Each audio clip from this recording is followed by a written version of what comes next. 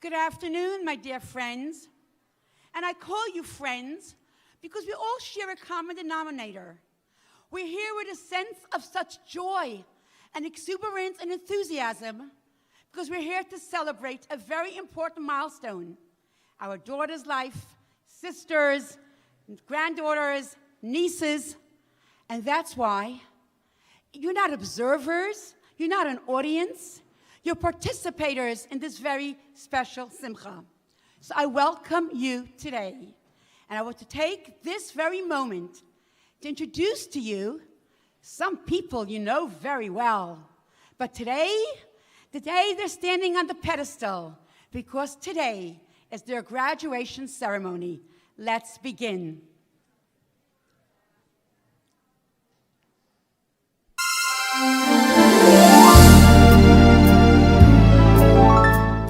Menucha Albuquerque and Michla Andruzier.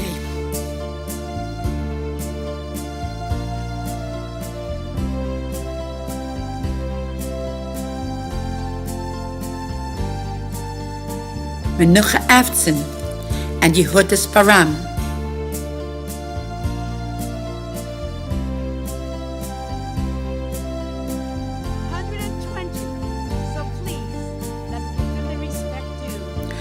Bracha Baumgarten and Simchalea Ben Arosh.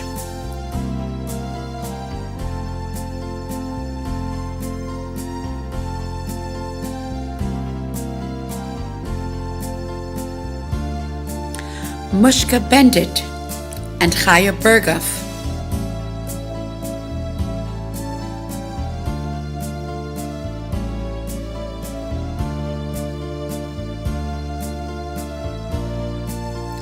Leah Burns and Adel Blooming.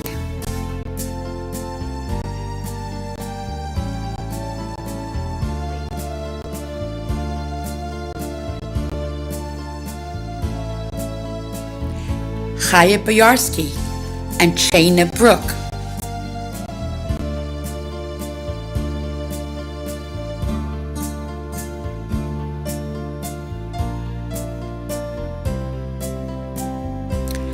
Toba Bucket and Chandel Karlbach.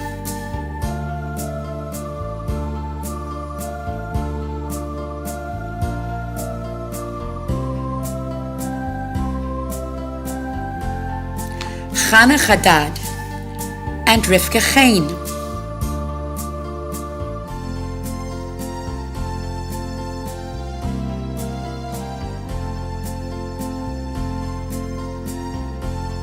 Sarah Cohen and Shayna Dano.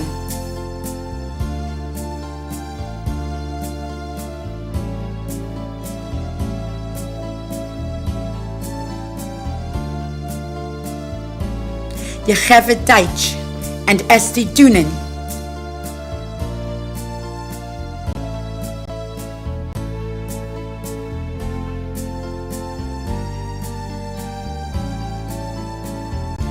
Chaya Dubrovsky and Shayna Engel.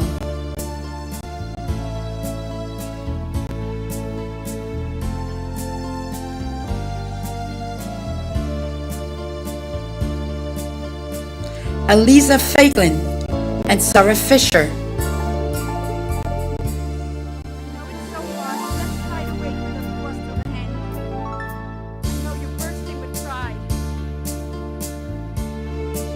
Leah Fishbein and Elke Friedman.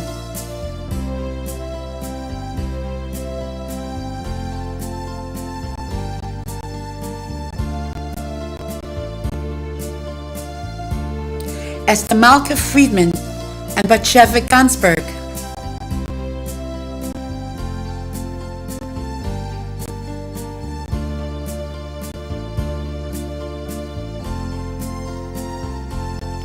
Tamar Gellis and Chana Ginsberg.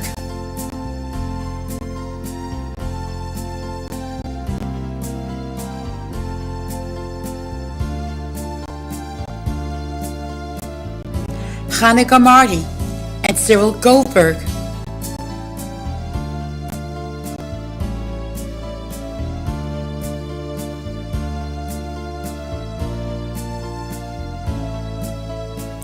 Dara Goldschmidt and Tanya Goldschmidt.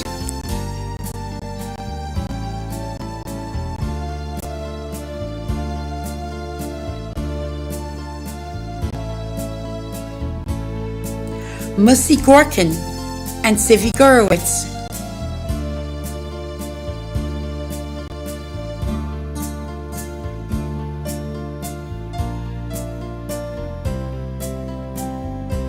Malky Greisman and Sarah Gorevich.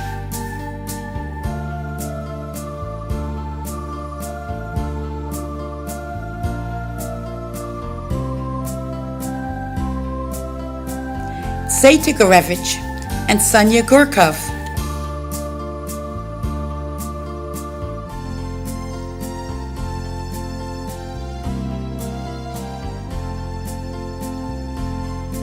Chana Haberman and Shani Hallen.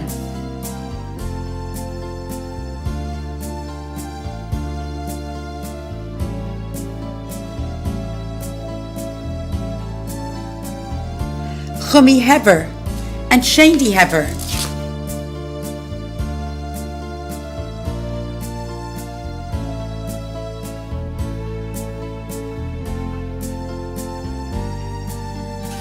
Mushki Hecht and Yehudis Heller.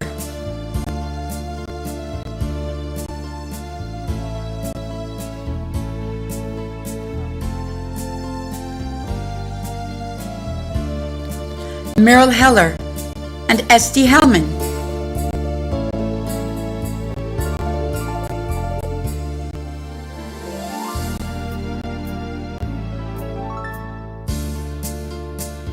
Chaya Esther Hershkop and Zizi Holzberg.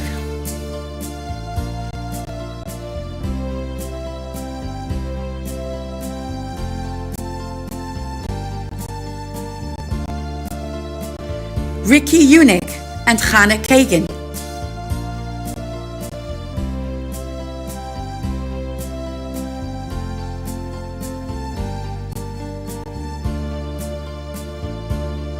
Fege Kutereski and Liva Kirschenbaum.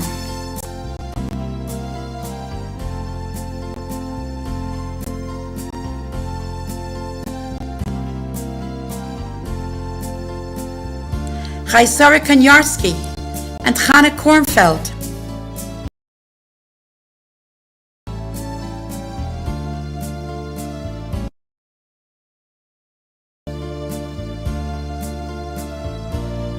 Gitti Krinsky and Chanaliba Lavrinov.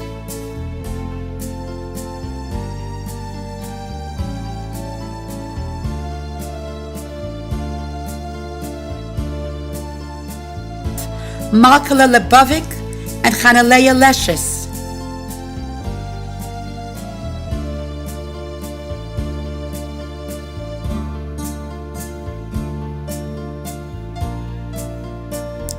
Batya Liu and Zelda Lieberman.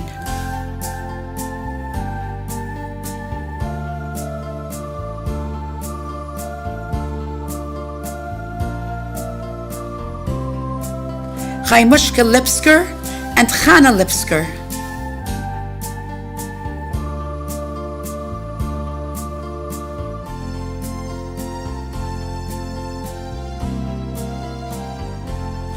Leah Lipsker and Sarah Marcus.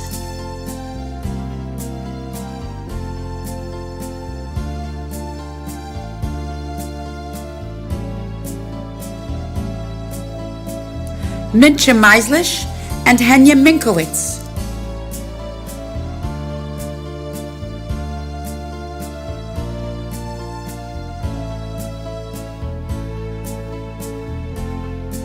Leah Marazov and Mimi Marazov.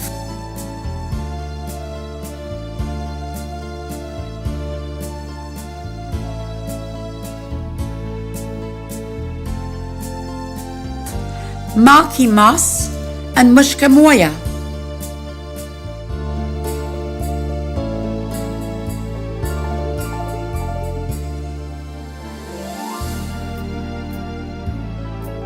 Sorala Namdar and Batina Parsik.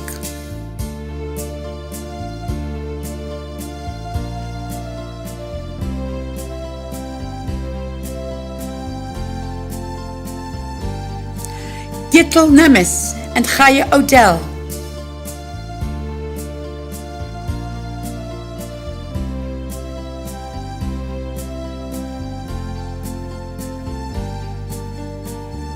Shifra Okanov and Sarah Ozdaba.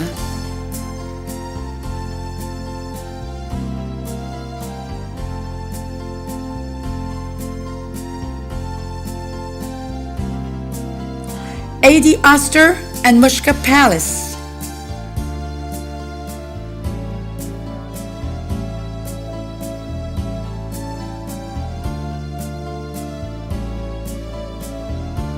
Shayna Pellman and Vora Pearl.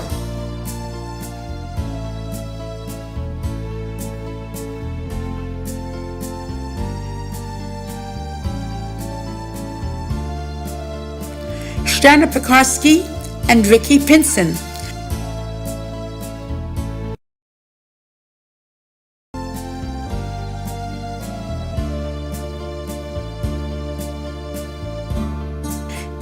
Simcha Chaya Rabia and Sheva Raskin.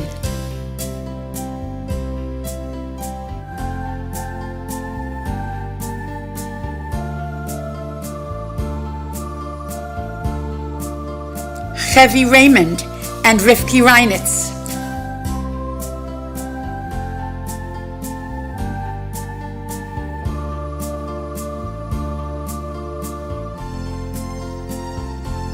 Chaya Reinitz and Basi Rifkin.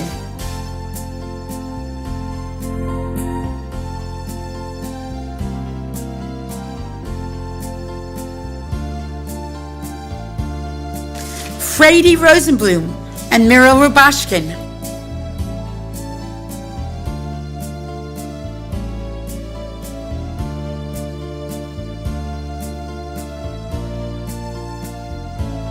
Chani Selak and Rachel Sasankin.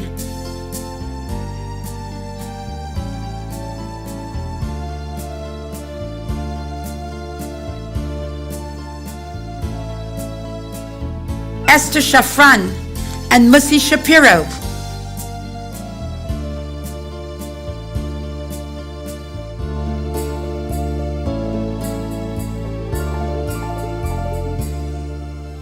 Leah Shapiro and Nechama Schmerling.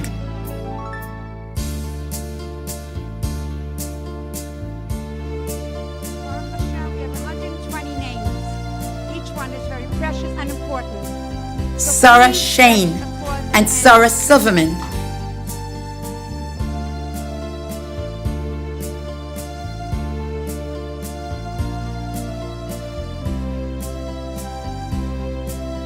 Shifra Silverstein and Rivka Sirota.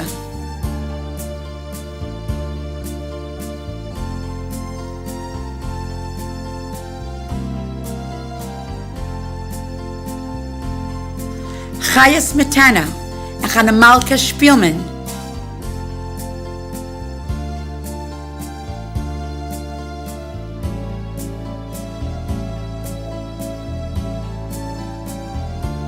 Sarah Sternberg and Mushki Teichman.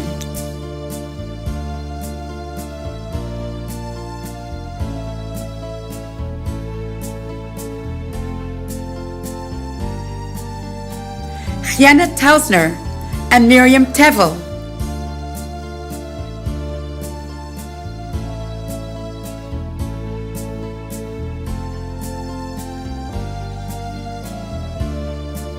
Chana Tachtel and Frady Weisfish.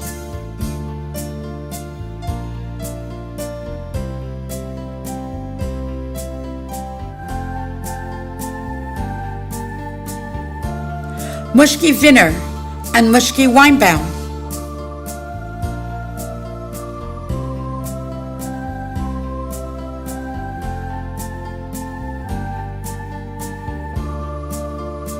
Bracha Werner and Leah Werner.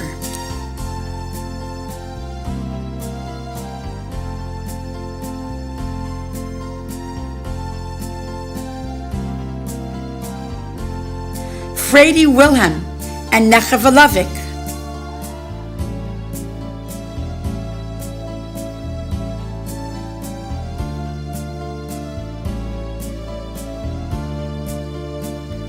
Kenny Velovic and Shirachana Yatgar.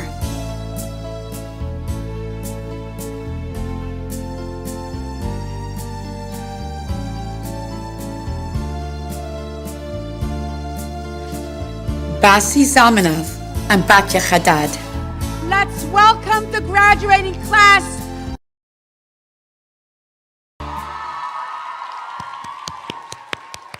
Please be seated. Did you ever know that walls of a room can talk?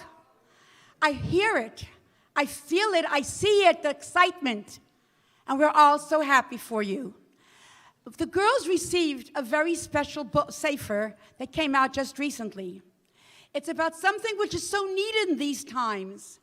It is something which we all have to embrace. It's about Emunah, and it's called Shara B'Tachon.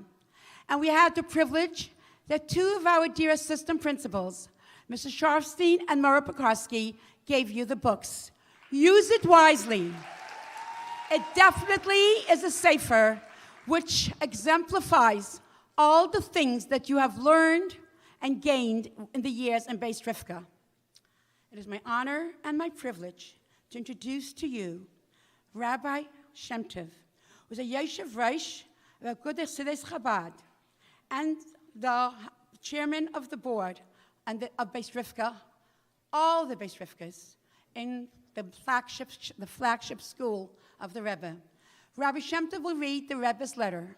You're going to be seeing the words on the video? No? Or you have them in your programs? As you follow along, please remember that these words are as relevant today as ever before. Thank you. Rabbi Shem Tov, please.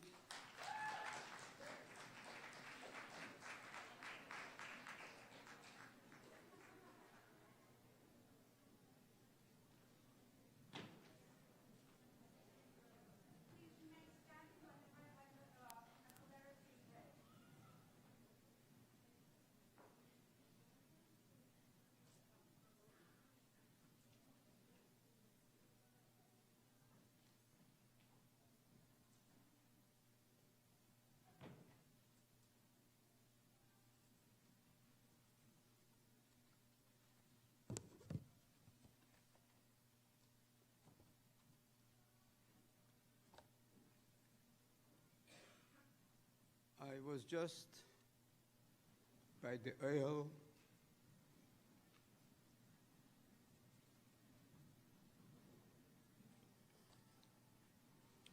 notifying the Rebbe that today is celebrated the completion, the Talmides of this year. And I have the message of the Rebbe of Tafshin Aleph, who was standing there hoping that I would be able to share with myself and with everyone here the significance of this moment. I know you're all excited, looking forward to the celebration, justifiably. But I would like for you to pay attention to these few moments. That the Rebbe is here with us. He's always there, but especially few moments. And he's addressing us in the following words. As it was done 30 years ago by a similar occasion. Baruch Hashem Erev Shabbos Kedesh Mevorchim HaChedesh Tammuz. Chodesh Geulah, Tov Nun Shin Aleph, Brooklyn, New York. And it's addressed to the Talmides HaMesaymis, the students that now graduating, Beis Rivka, Brooklyn. May God be upon them.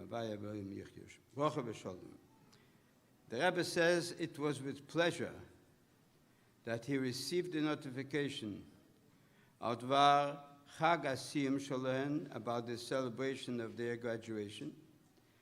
And the Rebbe says, V'yihi Rotzin, may it be the desire, obviously, of the one who can fulfill the desire, the Eibeshter, Sheyehei B'shor Tevo Matzlachas, that the celebration should be in a good and auspicious moment, which means that the Rebbe chose this moment to convey to us and bless us with the significance of this moment.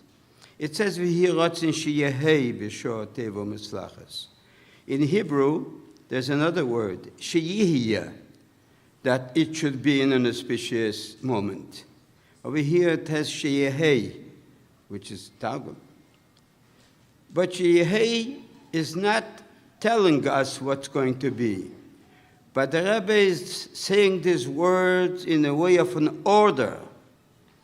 He's making the statement that this is a moment when each and every one of you has reached the completion of this part, and the Rebbe orders and demands that it should be. Sheyehei is not sharing with us that which already is, but is sharing with us his role, ordering that this hour should turn into a special hour and a successful hour. And the Rebbe says, many times has been already emphasized, when it comes to matters of the study of Torah, the observance of mitzvahs, there is no such a thing as a siyum, a graduation, a finish. Not even an interruption marked. V'inyan hasiyum, that which normally is seen as an end, hu haschole v'aliyah l'shlav nailo yeser. This is not an end, not even a temporary end, a middle end, but this is another step, a higher step in the matters of the study of Torah and mitzvahs, u'kehashivui shogam nisinas keach, mailim b'kodesh. And as it is told, that this is an opportunity for each and every one, how great and far she has reached. Mailim b'kodesh means at the chance of going and proceed further. Obefrat, the Rebbe said, especially, shameduber hu mesed chinuch.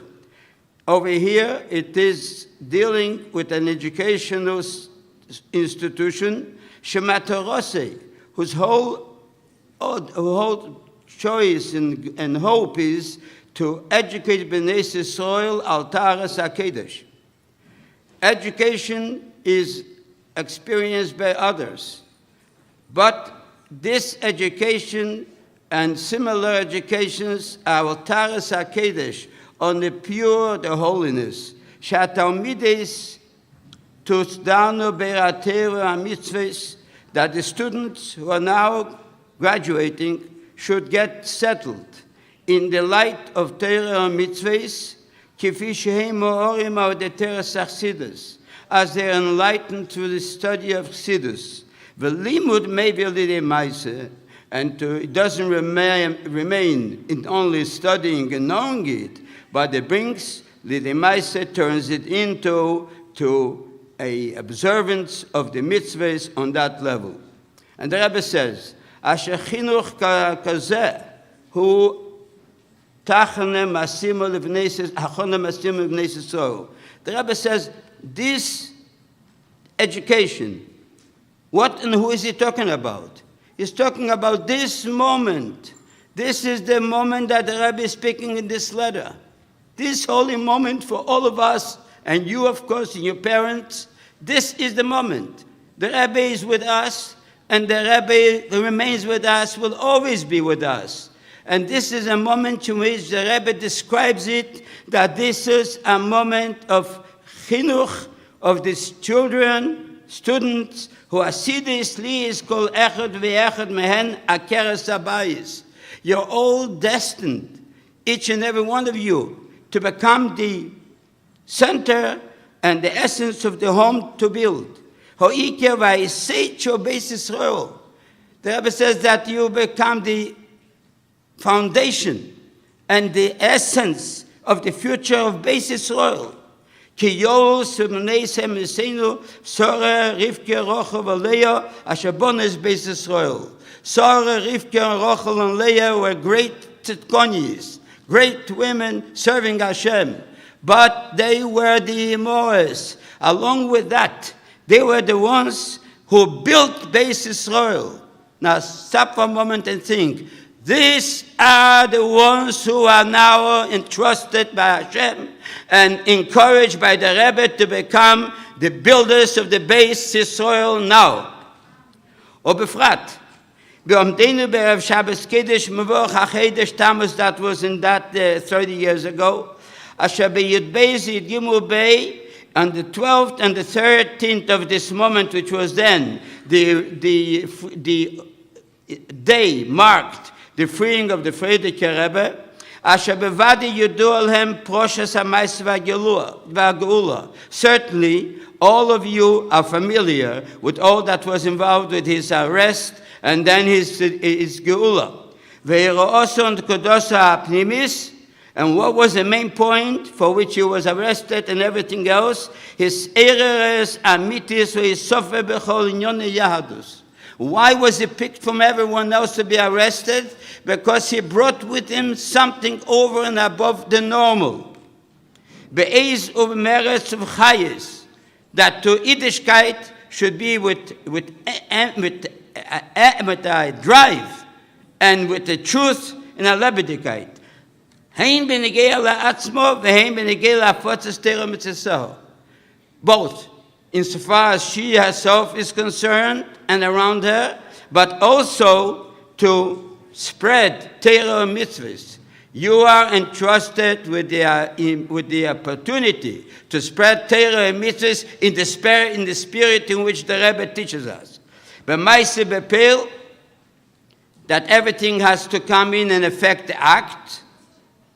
Ubedvorim hayetzer me'alev, the same words, but they come from the heart. Asher pi'alim pe'olosim. When they come from the heart, they reach the hearts. Ubefrat shemelavim dugma chayo mazira. It's not only said by you, but it's actually acted out as an example. Wo das meint, a imetzer, was hat ja das Schuss, zu sein in dem Rebbens Dauer Dames.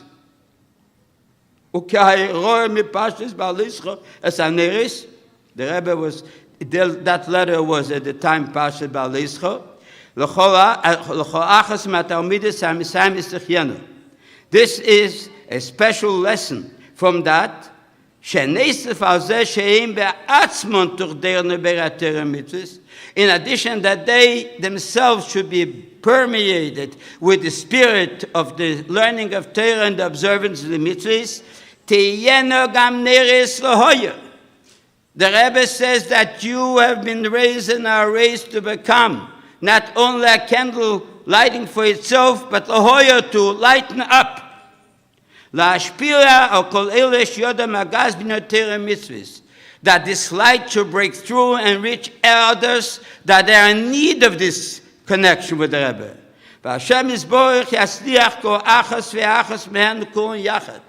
And the Rebbe says, it was written 30 years ago, it is being said now by us getting together.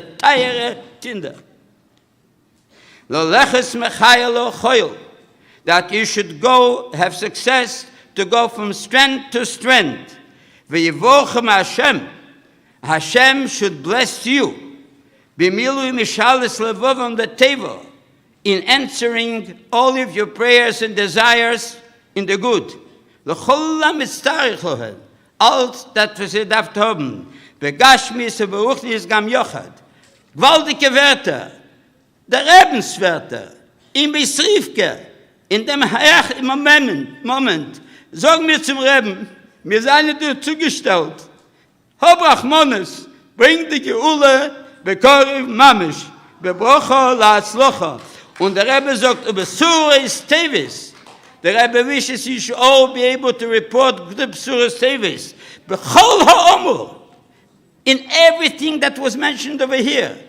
Gelebt soll sein.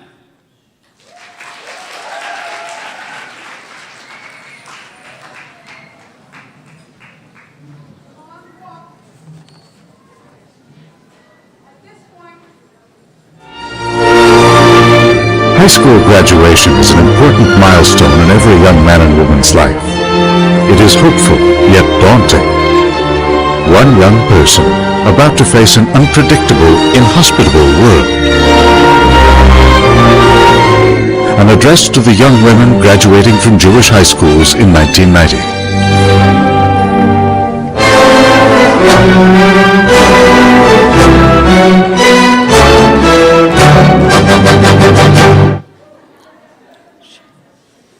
Moshe Rabbeinu, was so gewesen Rehem shel Israel, hat geheißen, sich zugucken zu der Gashmis von der Israel, aber viel was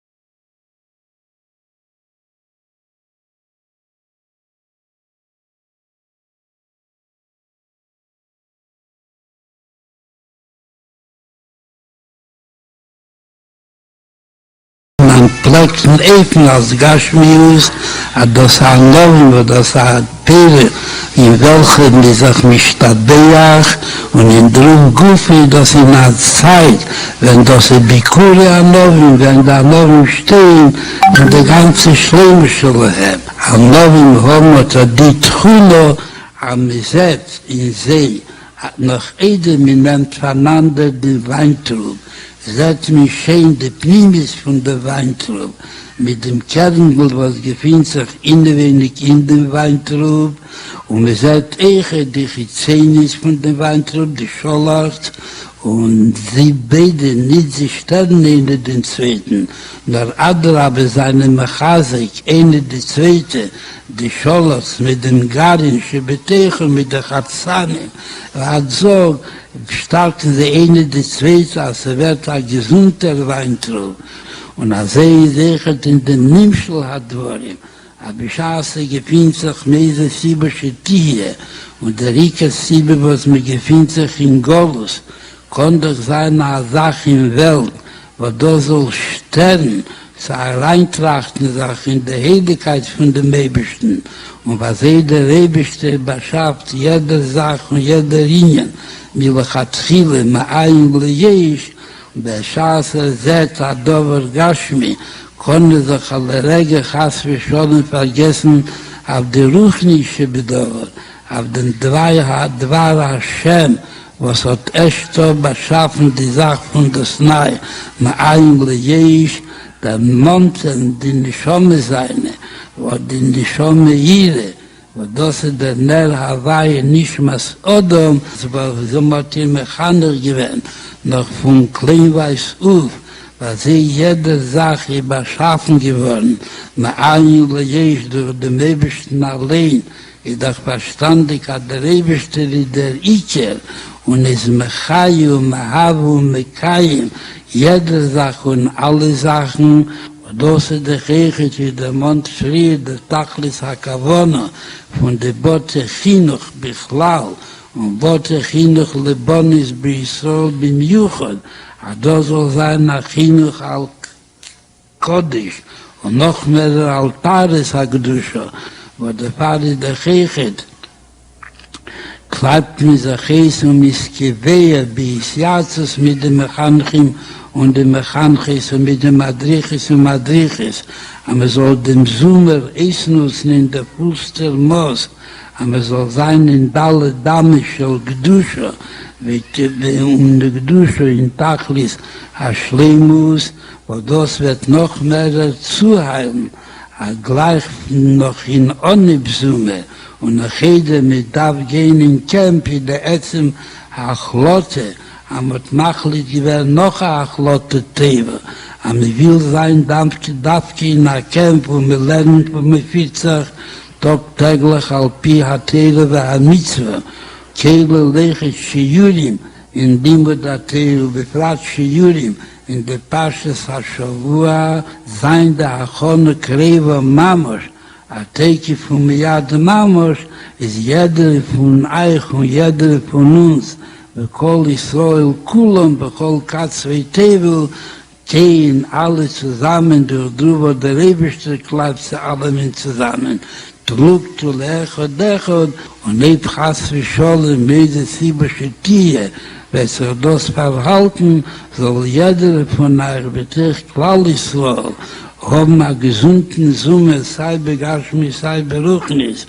In jeder Ort, wo wir sein, die, was werden sein in Camp, soll da sein ein gesunder und ein koscherer und ein teuerdicker und ein kodischdicker Camp. Und all der sehr, die, was werden sein, bei Beson, in Stott, bei Kajitze, oder die, was werden sein, bei Chadram Hapnimi, und bei Chadram Haproti Hapnimi, soll machen von jeder Cheder, von jeder jüdische Huis, a Huis und a Cheder, als welchen der Rebeste sagt, ושכנתי בשיא חום, בשיא כל אחד ואחד מישראל, in jedes Cheder, und in jedes Chapotzim, und in jedes Gire. We just were so privileged. We heard the Rebbe's words from Rabbi Shem Tov, who could be more fitting to share them with us. And we heard the Rebbe himself share with us the potential of the summer and how we can utilize it, and empowering each and every one of us to make that difference. And so, what could be more appropriate than all of us together, mothers, sisters, aunts, grandparents, graduates, teachers, and faculty, to stand up and say, recite together, with true sincerity and feeling, the Rebbe and Rebbetzins Perek. Please rise.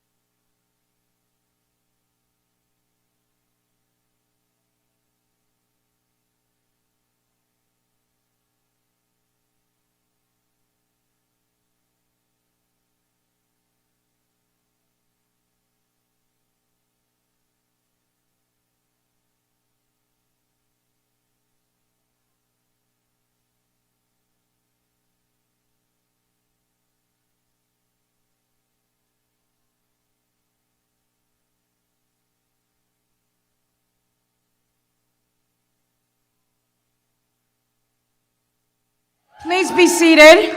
Thank you. I am sure that this enthusiastic Tehillim reached the gates of Shemayim and right to the throne of HaKadosh Baruch Hu. As we continue the program, I would like to share with you a concept that we try to utilize at this evening or this afternoon as we started. This graduation, although it's taking place in the very same hall that so many others took place, has something very different about it. Every single girl who's going to be speaking, every single girl who's going to be addressing you, was chosen by the decision was made by the girl herself. We opened it up to everyone. We asked our students, who would like to share? Who would like to express some some sentiments at this graduation, and whoever wanted to is going to. So we'll begin by sharing with you what the girls received on their chairs. One thing was a mug with their name, so they can have bountiful blessings pour into their cups. And the other, can I have one please to show everyone the picture? We have so many different talents in this, Rivka. And the other is a picture drawn, I'm so sorry, drawn by one of our students, Chaya Reinitz.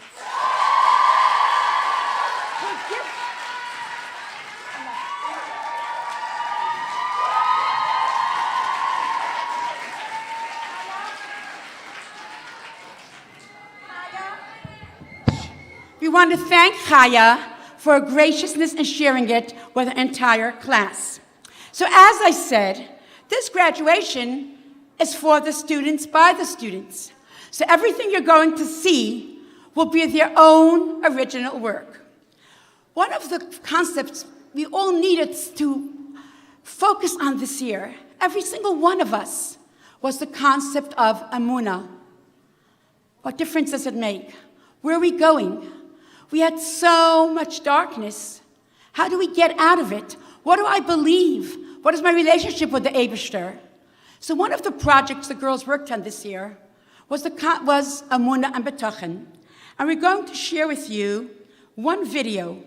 And in this video, you'll see, created by Rivki Chain and Mushka Bendit.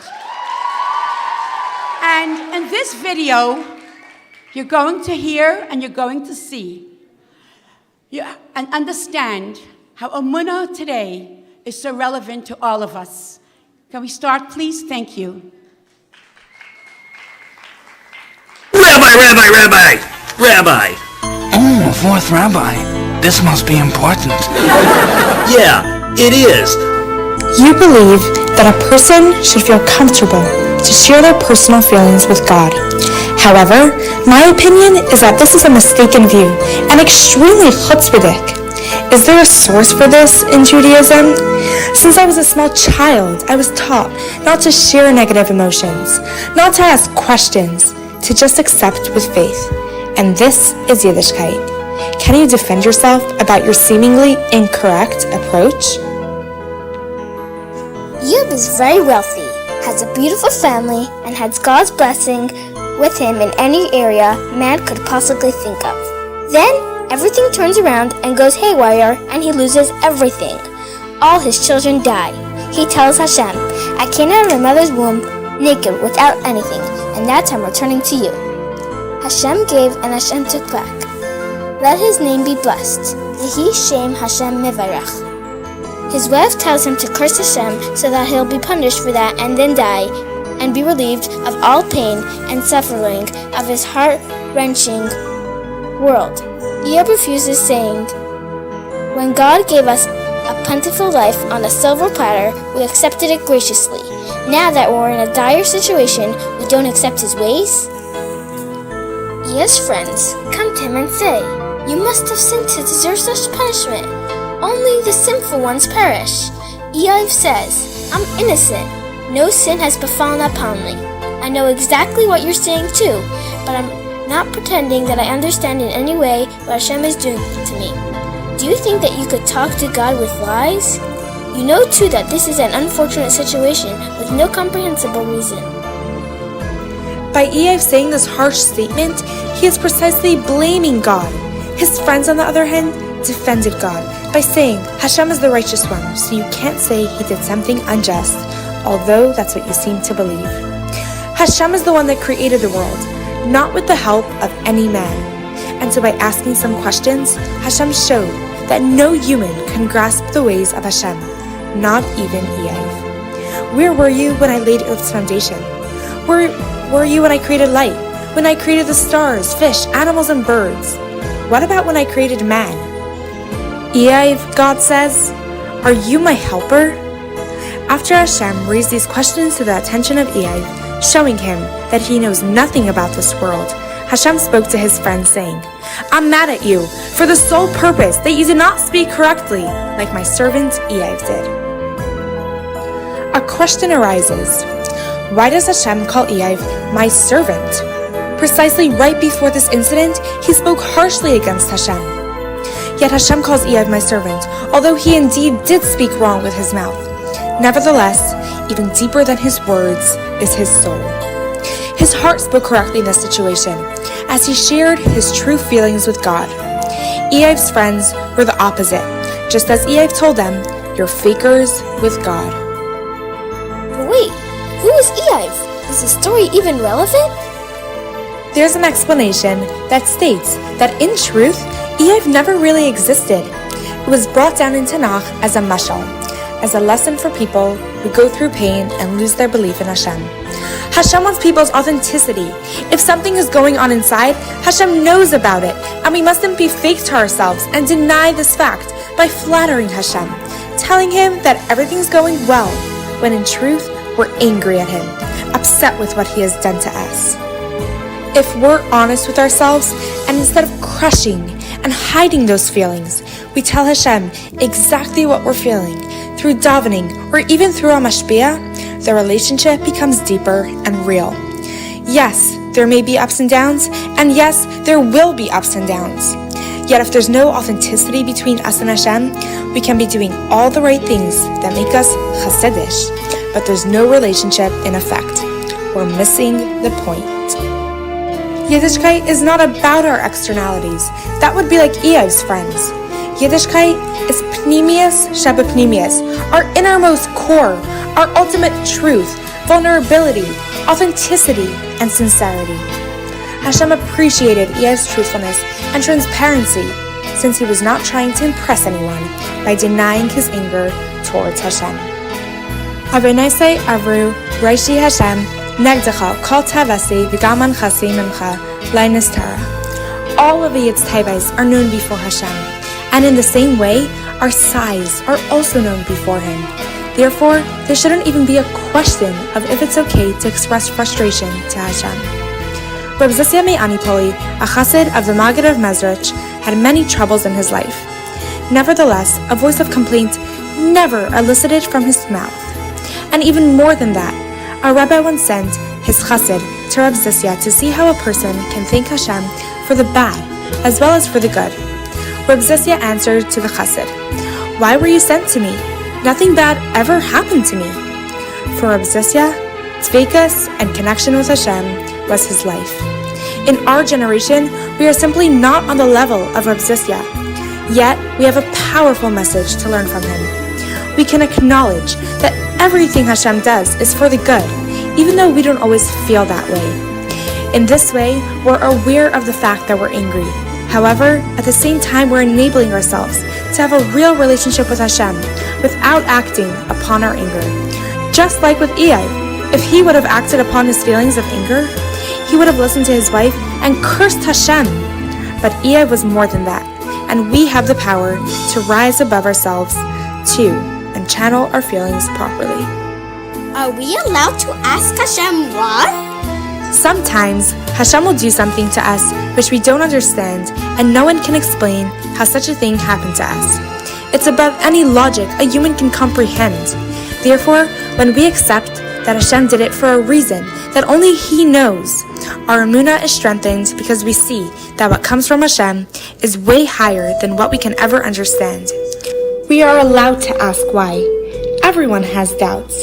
But in essence, we must come to face the fact that Hashem is doing what's inherently good for us, although many times we see it as the most frightful thing that can happen. I think that these words speak for themselves. As you walk out today, we can focus on them and think about them and internalize them and make them part of our lives. But how do we do it? Sometimes it's just so hard. So the Rebbe taught us to look with the right eye, to have the positivity bias. The students of the 12th grade this year had a very special schus, that they were able to receive the book, Positivity Bias, as a result of the graciousness of Mrs. Tamar Pesner. And not only did they receive the book, they studied it, they wrote essays about it, they even directly heard by Zoom from the author, Rabbi Mendel Kalmason, and they chose to share some of their insights with you from what they gained and gleaned from that book. Before we do that, I want to thank specifically Mrs. Pesner and Mrs. Rachel Zalmanov, an alumni and teacher of our school, for helping to put this project together.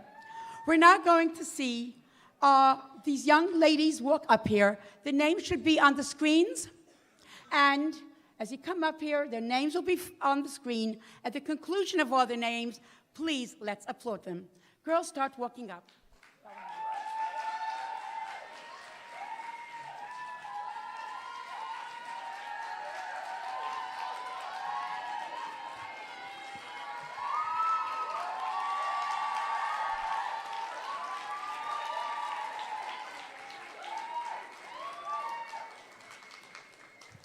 The day the Rebbe became our Rebbe, he recited the Maimar of Basi Lagani. This Maimar explains how this world is all Hashem's garden, his special chosen abode. It's not merely a cool, empty place taking up space. However, many people are blinded and are not able to see this beautiful garden.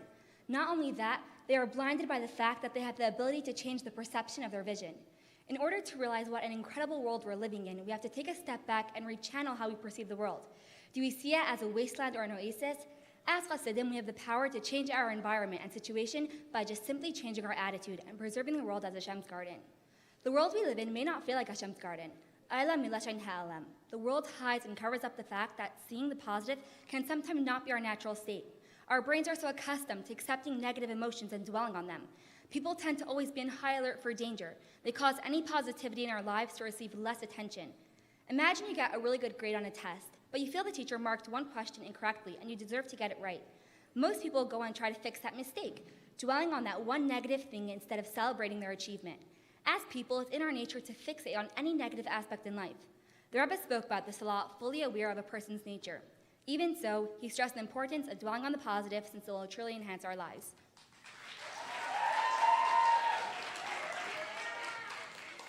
Looking at life through a positive lens isn't being naive or pretending that negative things aren't happening.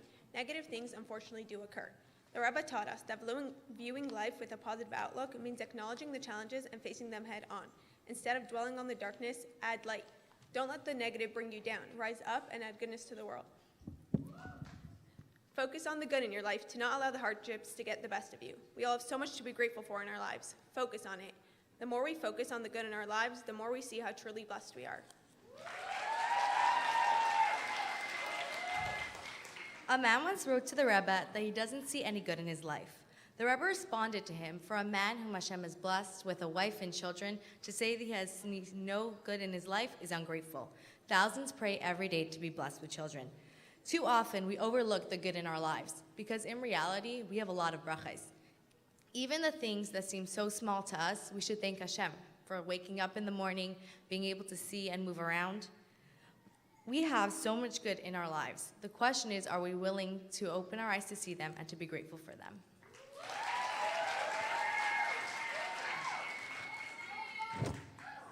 A young boy once asked Rebbe Simchaya Mushka what the Rebbe's favorite tefillah is.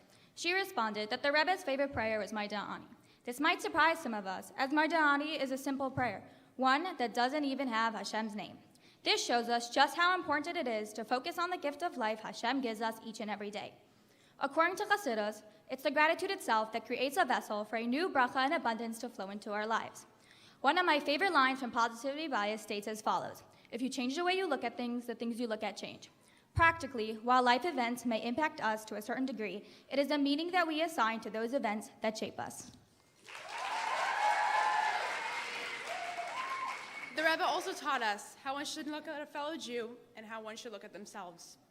The Rebbe once answered a Jew who said he felt like a hypocrite for only going to shul one time on Yom Kippur. But the Rebbe answered, the hypocrisy is not the fact that he doesn't go on Yom Kippur once a year, is that he doesn't go every single year, and every single week, and every single day. A Jew's natural desire is to be close to God, and any separation from God is you not being yourself. The Rebbe continued to say, a Jew's Judaism is never lost. We are unified with Hashem, and it is an everlasting bond within us.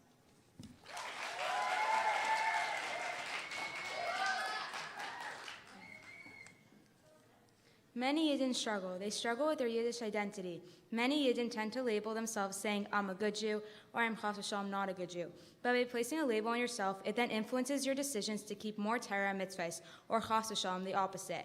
However, according to the Rebbe, being Jewish means that fulfilling the mitzvahs is the most natural and truly authentic thing for you to do. We should never feel like we can't connect to Hashem because we are too far gone. Our neshama is intrinsically whole, pure, and holy at its root.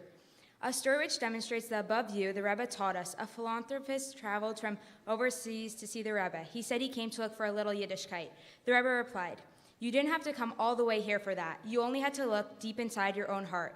Level of observance or sin are only the outer layer of what a Jew can do. Our true core is good and godliness. Every Jew has a precious inheritance waiting to be uncovered.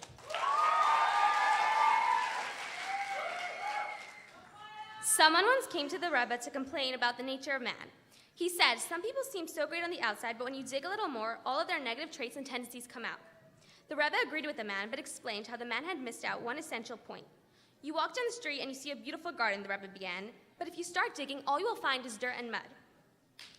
However, if you keep digging, you will eventually find minerals and diamonds. Humans have an innate goodness that just needs to be uncovered. We all possess it. We just need to tap into our own power and work on uncovering our fellows' diamonds. Another example of how the Rebbe looked at Jews positively we can see through the Rebbe's view of the Jews that were locked behind the Iron Curtain. While many people looked at their predicament as hopeless and ultimately a lost cause, the Rebbe viewed it very differently. He focused on the fact that there was such great Mesiras Nefesh happening in Russia, repeatedly talking about the underground weddings and the yeshiva learning that was taking place.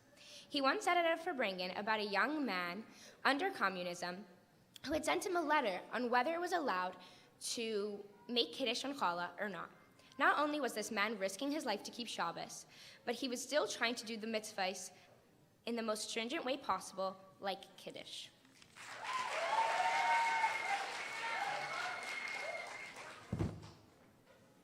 The idea that words are powerful are easily proven by the fact that Hashem regulates our speech through the halachos of Lashon Hara. Our words create reality. So when we speak negative words of Lashon Hara, it actualizes that which we are speaking about and makes the words we're speaking the truth about the person. It follows that when we speak positively about another, it literally makes that person have those positive qualities. The Rebbe would live with this, as is proved with countless stories and anecdotes. The Rebbe would go so far as to speak in roundabout ways to avoid using not positive words, choosing to say due date rather than deadline, or would call Parshas Mitzrayim by the title Parshas Tahara instead. We can learn a lesson from the Rebbe that our language defines us and the world we inhabit. Our words can limit us, or they could liberate us. Therefore, we need to choose our words carefully and consciously.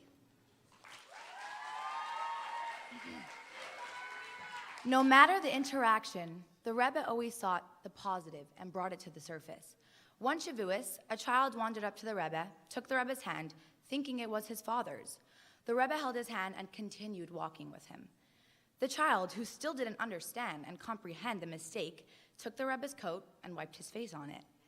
When the child's mother heard of the incident, she was horrified, and she wrote a long apology to the Rebbe, to which the Rebbe responded, "If only all my Hasidim would treat me with the innocence and simplicity of your child." The Rebbe chose to focus on the positive character traits expressed in such an act of kindness and love.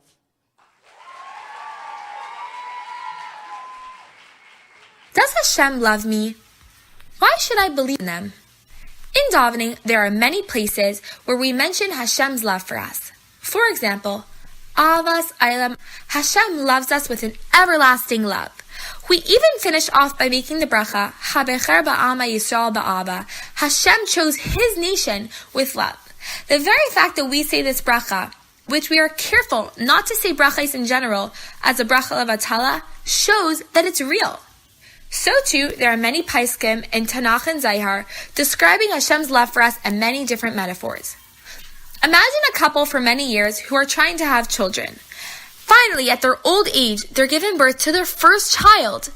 Every parent has a natural love for his child, But these parents have an even greater love for their long-awaited child that they prayed for so long. Hashem loves us even more than these parents love their child that they prayed for. And no matter what a person does, this does not change. It's an everlasting love. If Hashem loves me, why does he restrict me with all these mitzvahs? Imagine you go buy a new phone, and with the phone comes a manual of how to use the phone in its proper and intentional way.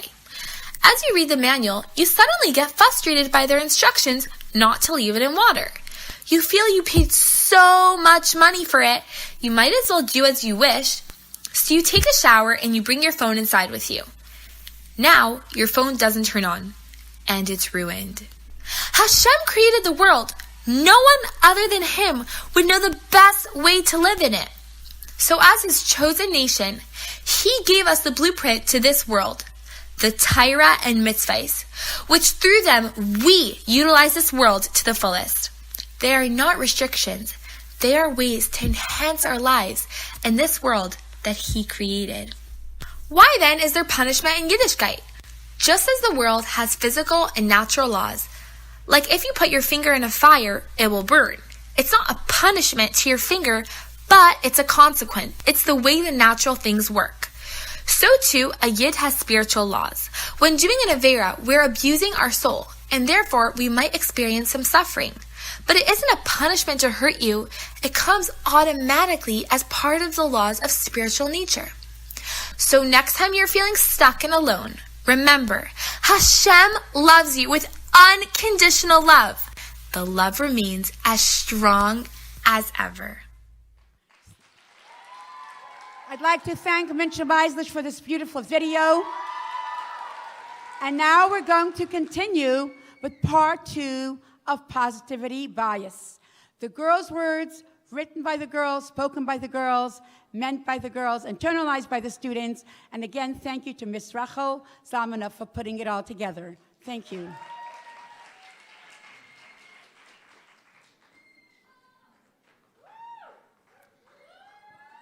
Think good and it will be good. This well-known quote often gets thrown around during seminary season or any stressful situation, but what is the true meaning? This mindset kind of seems like a prerequisite to giving up or potential to feel awful if it doesn't end up good. Many scientists will agree with this mindset. Some studies even suggest that it is better to assume the worst in any given expectation. That way, whatever the result is, you expected it or you were pleasantly surprised. Chassidus has a paradoxical approach to that way of thinking as it champions the quote, "Tracht gut wenn sein gut." This way of thinking is meant to uplift the soul while the negative thinking is trying to protect the ego. The Rebbe expounded on this well-known phrase in his Sikha in 1963. He began by asking the question of why should we be so self-righteous to assume that we are deserving of all the divine goodness at all times? Isn't there a system of reward and punishment from which the world is governed by? Thinking good is not contradicting that nature. When a person decides to have full and complete bitachon in Hashem regarding a certain situation at hand, she rises above her own nature, and in response, Hashem sends down an overflowing of brachos. This means that thinking good is essentially putting all trust in Hashem, and that act itself is worthy enough to elicit a positive response.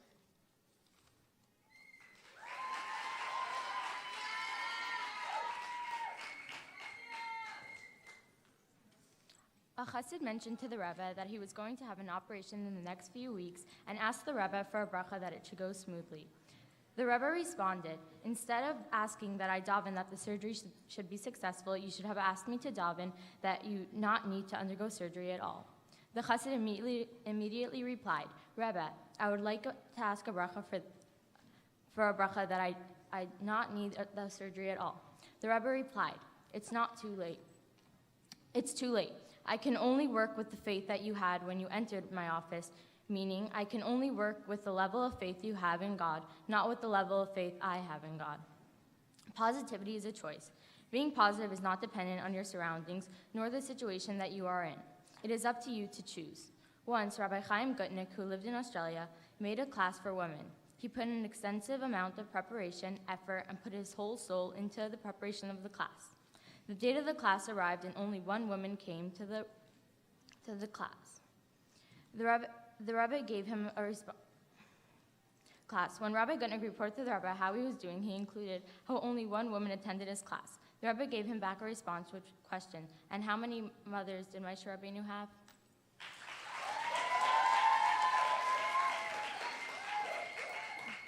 The Rebbe looked at every opportunity every obstacle as an opportunity waiting to be realized. He once told Ben Zion Rader that bitachon is when someone knows that God doesn't send problems, only challenges. Someone who truly believes in Hashem's greatness doesn't see obstacles. Rather, he sees opportunities. In life, we constantly find ourselves in unplanned situations. We hoped it would go according to the script, but it didn't. We must always remember that nothing is against Hashem's plan, and at every given moment, we have the opportunity to make a difference. When we see the detour sign in our life, we must know that there is a reason for it. Maybe that sign was placed there so we can help a Jew.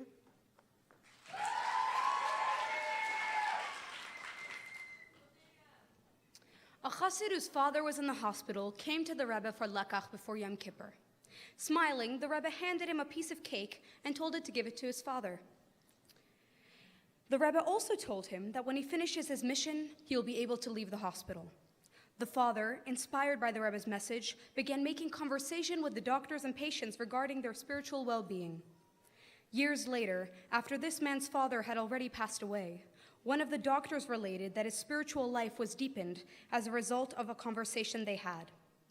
Perhaps the doctor's inspiration was part of the mission for which the chassid's father had been sent. Even when an event seems negative, it is often a step towards something deeper and part of a larger plan. Sometimes something will reroute one's planned path, and yet we are taught Yerida l'tzarech aliyah, a descent for the sake of ascent. This paradox brings forth the idea that going backwards or having a setback has the potential to propel you forward. There once was a boy named Mendel. Mendel, who was from a fairly secular background, began studying in the BRHS Yeshiva here in Brooklyn. After a few short months of studying, he was given his draft notice. Mendel was upset, as now that he was studying and finally using his time wisely, he will not be able to control that if he went to the military. And so Mendel went to get advice from the Rebbe. The Rebbe told him, sometimes in life, one must take a step back in order to be able to go forward in the future. Seeing Mendel's confusion, the Rebbe explained, if one wanted to jump over a chair, he can't just stand in front of the chair and jump forward. He would need to back up, run, and build some momentum to get over the chair. Mendel understood, and he went to the army. He served in the army for 2 years, and in that time, he continued doing Torah and mitzvahs. As the Rebbe advised, Mendel reached out to other Jews he came in contact with and taught everyone around him and helped them. As he was unable to have a religious support system, Mendel needed to become one for himself and for the Jews around him. This distance brought him closer. Looking at our setbacks from another perspective can give us the clarity to turn it into an advantage. Not only did the Rebbe find the opportunity in each situation, but he would often turn the situation around, looking at it from a positive view. Bobby Vogel once came to the Rebbe complaining that he had found it difficult to financially support the Lubavitch Boys High School. The Rebbe turned the situation around, using the metaphor of diamonds. Each student, the Rebbe explained, is like a diamond. In this light, it's not a burden to support the school, but rather an opportunity. Every seemingly bad or insignificant incident is essentially positive, and it's just up to us to find that good. How are we supposed to deal with situations that seem so negative? Are also those situations redeemable? A Jewish executive was upset at a certain action his company had taken and wanted to leave. The Rebbe told him not to quit, instead to influence them to become good. This can lead to transformation. Running away doesn't solve a situation. Staying and transforming is the only way to create real lasting change. We cannot shut out people we disagree with. We need to elevate and transform bad people into good people. This mindset can go so far that once during the Lebanon War, the Rebbe wrote a letter that stated, "Don't pray for our adversaries to die, pray for them to have a change of heart." The key to living a positive life is placing our energy into doing goodness. From the book Positivity Bias, I learned that I should be so busy with positive things that I don't even have time to sin. As Reb Menachem Mendel of Kutsk once said, "I don't expect my chassidim not to sin. I expect them not to have time to sin."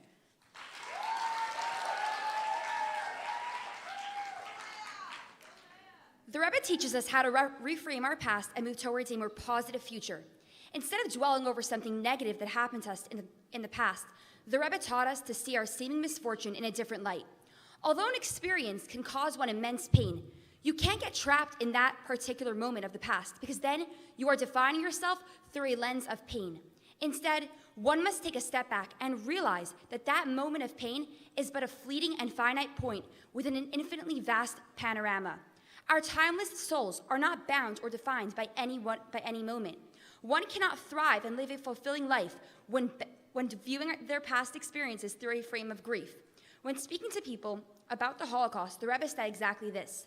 Although the Holocaust was tremendously painful and traumatic, the Rebbe focused on the fact that this is not the way a Jewish person should view their past, present, or their future. The Rebbe reminds us that every single event in our lives, no matter how painful, occurs within an infinitely larger field of significance and meaning.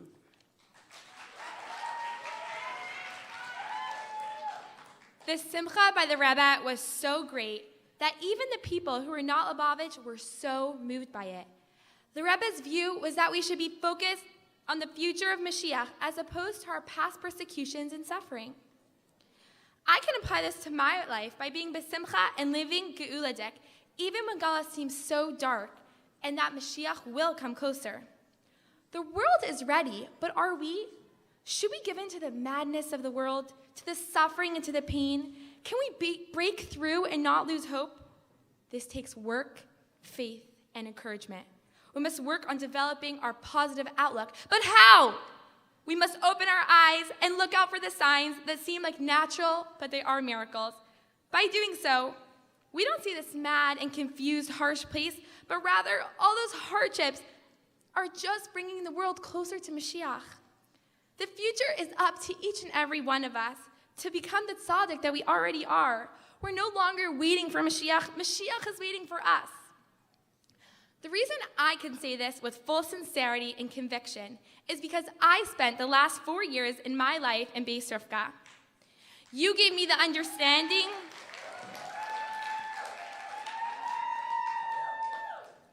Beis Rivka, you've given me the understanding, the vision, and the courage to follow the Rebbe's directives and bring Mashiach now.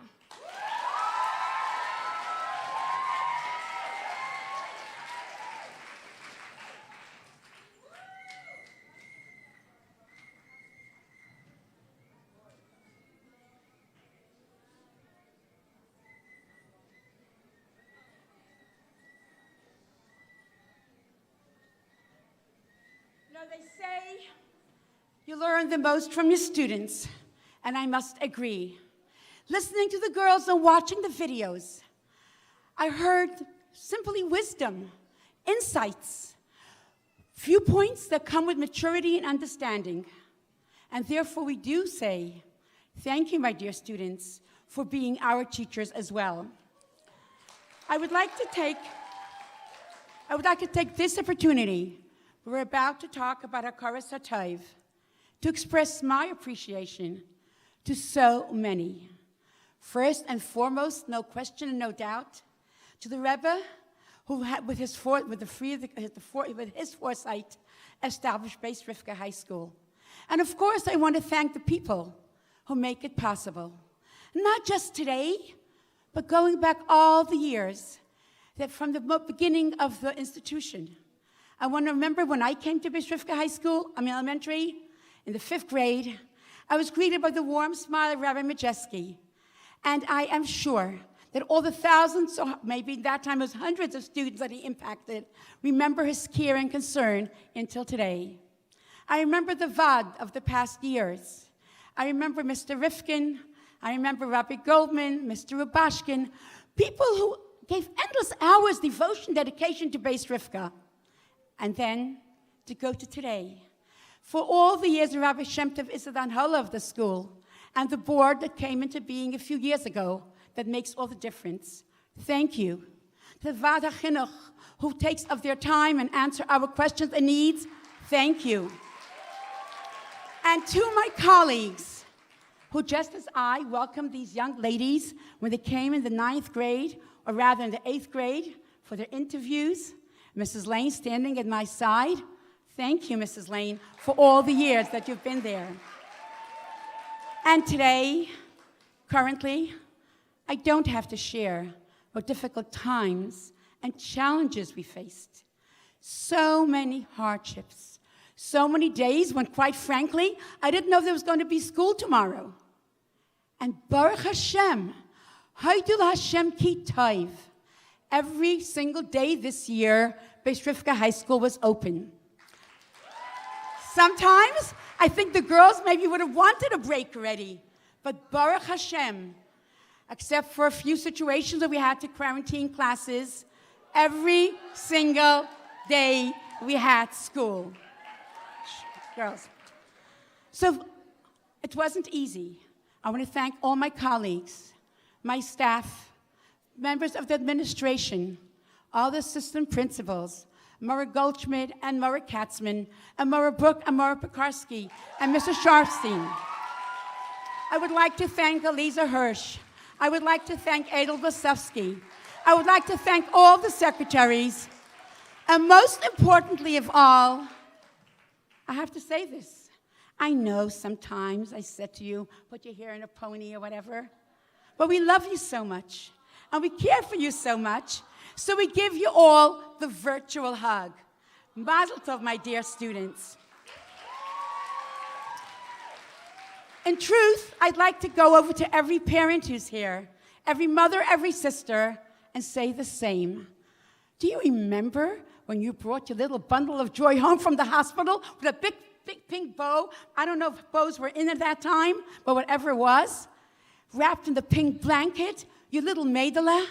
You had so many hopes and so many expectations and so many dreams. And let me tell you, they came true. Take a look at them. You can be bursting with naches, and you can be so proud. And a very personal mazel tov to members of the Beis Rivka family who are celebrating today. Our board is so dedicated. And today, Rabbi and Mrs. Gansberg are celebrating the graduation of their daughter, Batsheva. Tamara Gurewitz, my dear friend and colleague, who's celebrating the graduation of two granddaughters, Zivi Gurewitz and Elka Friedman. Tamara Brook, who's celebrating the graduation of Shayna Brook. Tamara Goldschmidt, who's celebrating the graduation of Tana Goldschmidt. And Tamara Lieberman, who today is celebrating the graduation of two granddaughters, Zelda Lieberman and Henya Minkowitz. Tamara Sternberg, who's celebrating the graduation of her granddaughter, Sarah Sternberg.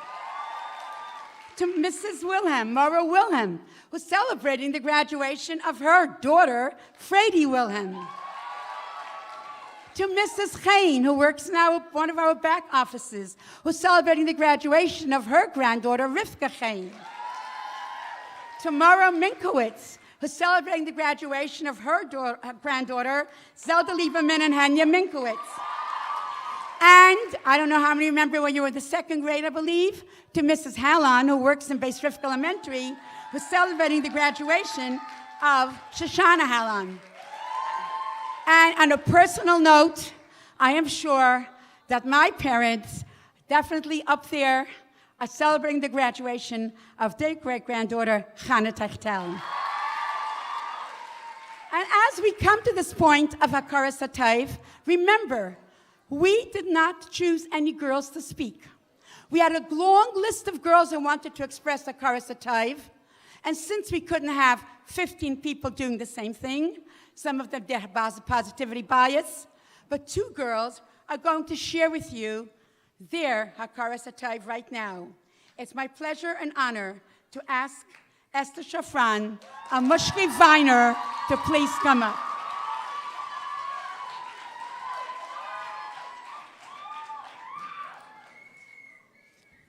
I know it's a little late on, but I would like to officially welcome all the families, friends, and faculty here today. On behalf of the graduating class of Tafshin Pei Aleph, I want to give a well-deserved thank you to our principals, teachers, and the entire Beis Rivka staff. This year, my fellow classmates and I experienced the senior year in perhaps one of the most difficult years in our lives. Despite the constant state of uncertainty, we were indeed blessed to have had an amazing year in Beis Rivka, much more than we could have envisioned. This past year, I suffered the tragedies of losing both my bubbies, who should have been here today, physically celebrating my graduation with me.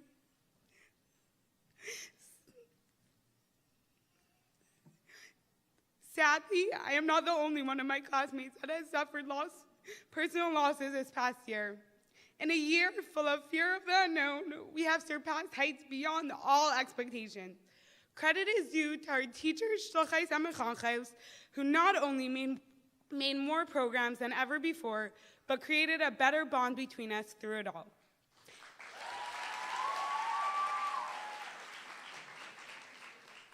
In fact, we are the most fortunate 12th grade class ever. We didn't just get through the year with success, we did it with great enthusiasm and simcha. Our teachers made every day exciting and meaningful, giving us a unique and unforgettable 12th grade. I, along with my fellow classmates, consider us the luckiest seniors in Beis Rivka history.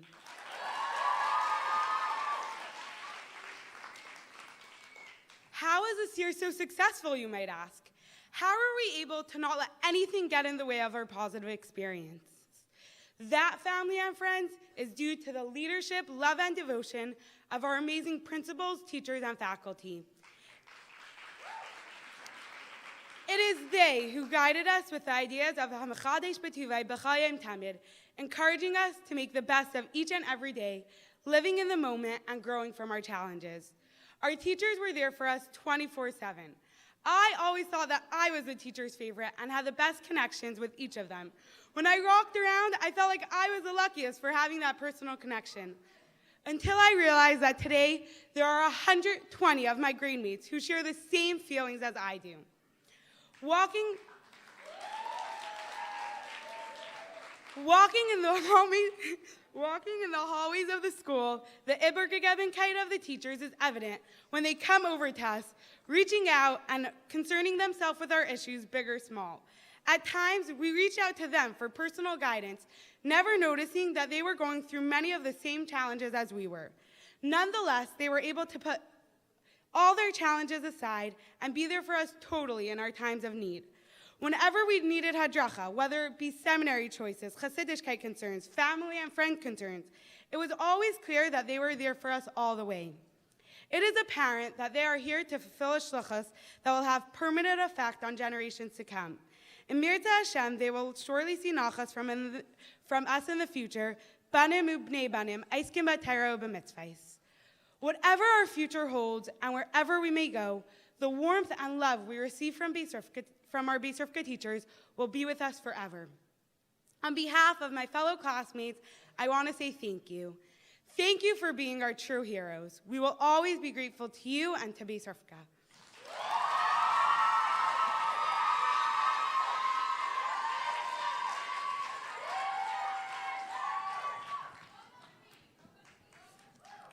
Hi, everyone. I'm going to thank my parents first. Thank you, Abba and Mommy, for everything you have done. You brought us up in a home surrounded with Torah and Chassidus and taught us many valuable lessons for life. I appreciate all that you've done and all that you do for myself and the rest of the crew. Abba and Mommy, you brought me up and helped me grow. You taught me to plant, you taught me to sow, because that's the way life goes.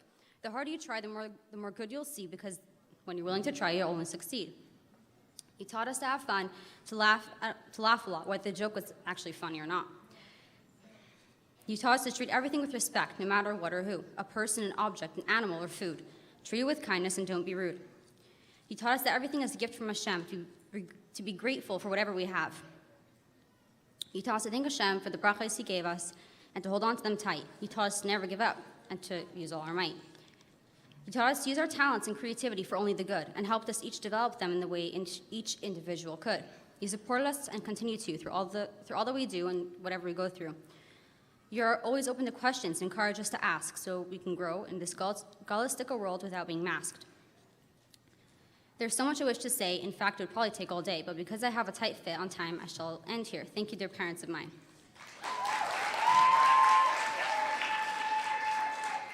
And now to my grade mates. Dear grade mates, from here and from there, from near and from far, you're truly all special, each one of you are. Each individual is unique in her very own way, and it's amazing to see what we are today. In high school, I saw, and especially in 12th grade, how great you are, each one of you a shining star. We all stand together, united as one. Unfortunately, we are sad, but Baruch Hashem, also we had fun. With time and programs, games and pictures, with videos and trips and Hachane stickers, special days and events, so Grant, Gio, you deserve a huge hand. Gio, I want you to know on behalf of the grade, thank you for all you've done. It was insane. Dear graduates, I'm so thankful and I want you to know. Every day I'd come to school to shining faces, each one of you dancing in your places. The chayas you all have, the strength and the courage, the love and devotion, all gives me mixed emotions. But remember this, everyone, and although we may go our separate ways, we will never forget our high school days. We will stand together and always be here for each other. We each got the backs of one another. So get up and go, enjoy your ride, because wherever Hashem takes you, He'll be by your side. Each one of you is more precious than you'll ever know, more precious than a diamond, which is just a stone. It doesn't matter where you go, it doesn't matter what you do. Just remember this, it's up to you and your point of view. The Rebbe says, be hashpah taiva, a good influence on your friends, and by doing so, we'll bring Mashiach closer. And of course, Hasidim never say goodbye.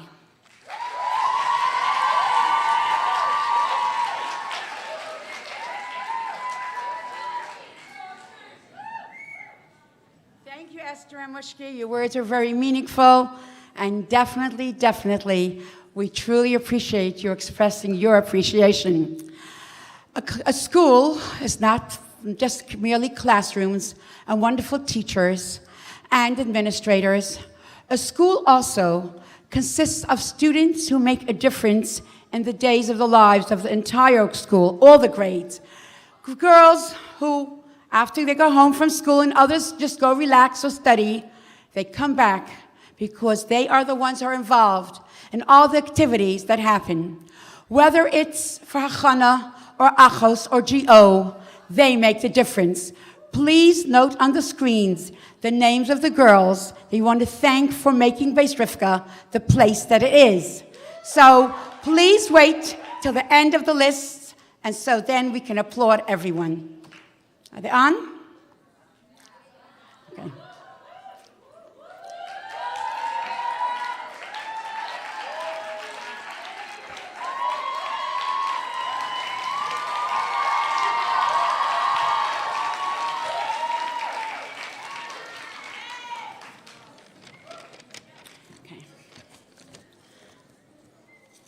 It's interesting to note, when I look around this room, that there are so many balloons. A balloon actually has a very important lesson for us. It always strives to go higher and higher. And interestingly, notice around you, they stay up because they have something inside them, something which makes them full and go up as high as they can. The striving to do more, the striving to go higher, is something which we do every single day in school. Most of us come from distances a few blocks away, or maybe 5 or 6 or 7. But there are some who come from across the world and across the country. So please focus on the video as we celebrate the out-of-towners and shluchos.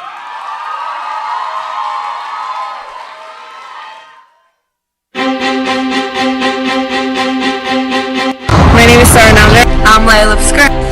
Hi, my name is Yochadeh. My name is Jana Donna. Hi, I'm Sarah Silverman. Hi, my name is Chana Tachtel. Hi, my name is Mishki. Hi, my name is Shifra Akna. Hi, I'm Sarah Sternberg. This is Sivi Garowitz. My name is Gizanana. Hi, I'm Masi Domino. Hi, this is Minsha Meisler. Hi, my name is Letty Shapiro. My name is Kai Beresky. Hi, my name is Shana Paul. Hi, my name is Nachama Shmerling. Hi, my name is Frady Weissfish. Hi, my name is Chani Valavic. Hi, my name is Hobuke. Hi, my name is Shayla Kralbach. Hi, my name is Sonia Kirkov. Hi, my name is Shanang. Hi, my name is Henny Minkowitz. Hi, my name is Rachel Sisanki. Hi, my name is Sarah Marcus. Hi, my name is Brady Rosenblum. Hi, my name is Kitty Krinsky. Hi, I'm Tata Gravitz. Hi, my name is Basi Rifkin. Hi, my name is Hannah Kornfeld. Hi, my name is Ba'il. Hey everyone, my name is F.K. Ryan. I'm Shane Diab. Hi, my name is Cyril Goldberg. Hi, my name is Cece Holzberg, and I'm from Georgetown. And I'm from Gothenburg, Sweden. And I'm from Atlanta, Georgia. I'm from Leeds, England. From Samara, Russia. From Atlanta, Georgia. And I'm a proud shlucha to Nashville, Tennessee. And I'm from New Jersey. And I'm a shlucha in Brighton Beach. And I live in a small city in Connecticut called New London. I live in Redondo Beach, California. And I'm from Medford, Louisiana. And I'm from Queens, New York. From Mexico. And I'm from New Jersey. Shlochas in Ottawa, Canada. And I'm Shlochas in Guatemala. And I'm a proud Shlocha in Venice, Florida. I live in Baba, Long Island. And I live in Queens, New York. I'm from Lexington, Massachusetts. I am on Shlochas in New Jersey. And I'm from Wayne, New Jersey. And I'm from Melbourne, Australia. And my family and I are on Shlochas in Alpharetta, Georgia. And I'm from Patchogue, New York. And I'm from San Mateo, California. And I'm from Livingston, New Jersey. I'm from Needham, Massachusetts. And I'm from Philadelphia. And I'm a Shlochas in Peoria, Arizona. From New Orleans, Louisiana. And I'm from Lebanon, New Jersey. I'm a Shlocha in Florida. I'm from Brookville, Long Island. From New Jersey.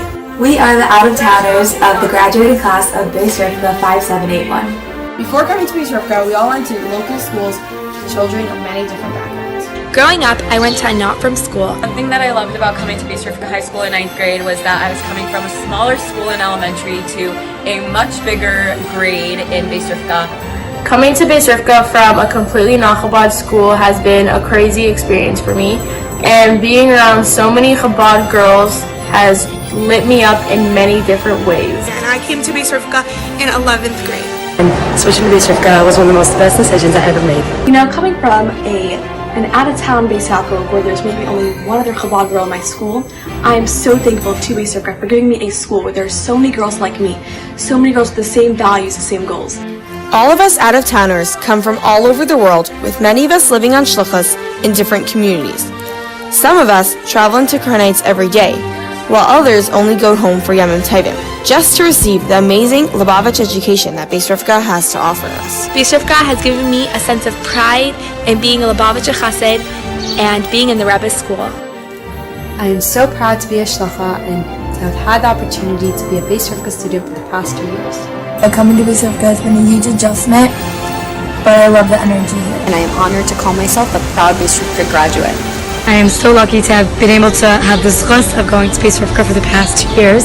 Even though I technically, moved away from Florida, I didn't go away from my shluchas. I actually did a different type of shluchas, which is, going to Mitzvah every Friday in school, and different bring-ins I attended, and, helping out in Beis Rivka and different things is 100% a different type of shluchas. And Beis Rivka also taught me that it's not about where you are in your shluchas. You can be wherever you are in the world, and it's all about your attitude, about being in a shluchas mindset wherever you are, always having that mindset of, I'm a shlucha and I'm here to make the world a better place and bring Mashiach. Girls that come from out of town to Beis Rivka really feel accommodated for their special activities and programs and really become one big family.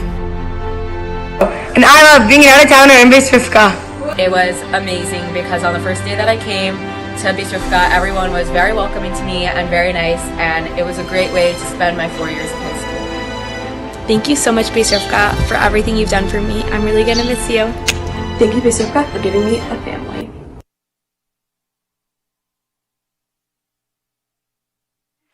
Can I start? Okay. I think that you all saw just some of the wonderful young women that we have here, and that they come from all over the world. I'd like to thank Hannah Kornfeld and Basi Rifkin for the video. Talking about thank yous, I would like to say very special Hakaras Hatov and thank you to some special people who made this graduation possible. Of course, Mara Pekarsky, the principal of the 12th grade.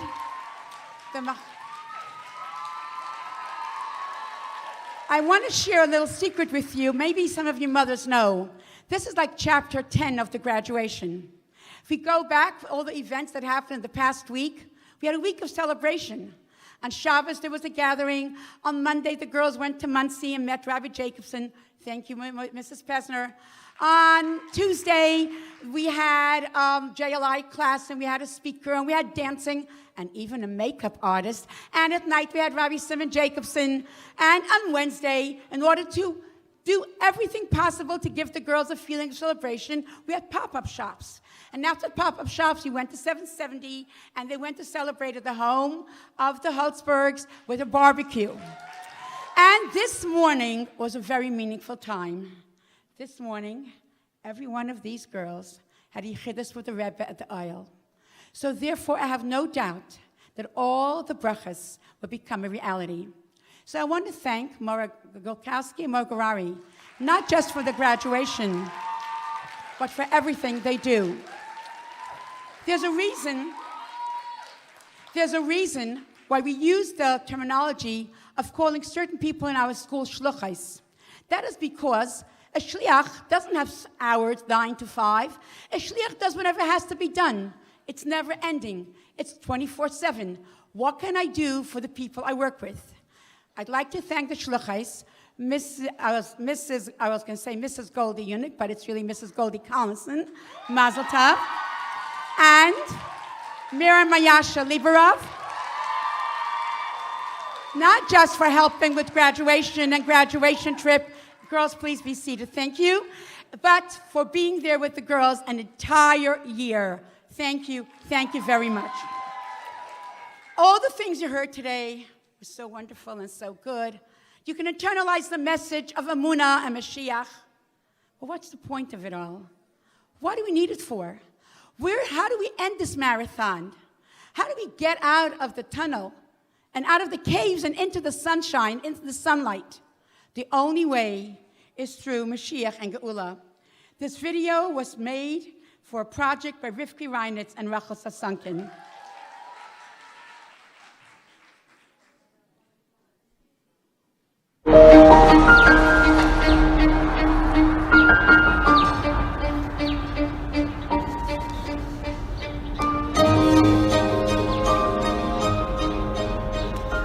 The Rebbe said the Sikha on Chavchas Nisan, Tafshin and Aleph, 1991. The Rebbe explained the great connection of this day to Geulah through the present year, month, day of the month, the week, days of the week, and the days of the week in connection to Spiras Ha'omer.